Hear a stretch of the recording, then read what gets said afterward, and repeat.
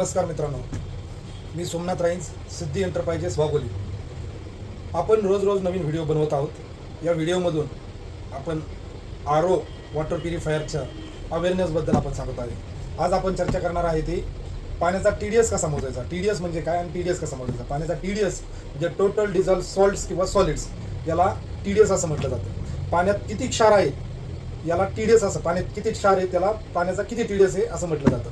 आपल्याला पिण्यासाठी कमीत कमी 20च्या पुढं आणि 100च्या आत जर पाण्याचा TDS असेल तर पाणी पिण्यायोग्य असतं आणि चविष्ट पाणी लागतं. आज आपण पाण्याचा TDS कसा मोजायचा हे चेक करूया.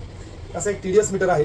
हे TDS मीटर आपल्याला लोकल मार्केटमध्ये ऑनलाईनला 200, 150, 200 रुपयाला इझिली अवेलेबल होऊन जातं. याच्यामध्ये 3 बटन असतात, होल्ड, टेम्परेचर, ऑन ऑफ. आता टेम्परेचरची तर आपल्याला गरज पडत नाही.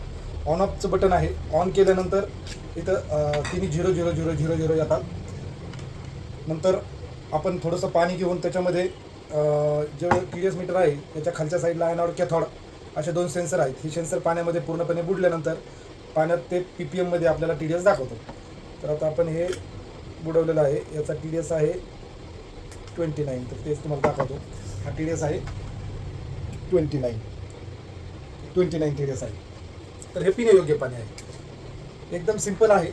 परत झाल्यानंतर फक्त थोडंसं व्यवस्थित क्लीन करून परत हे तुम्ही ठेवून देऊ शकता.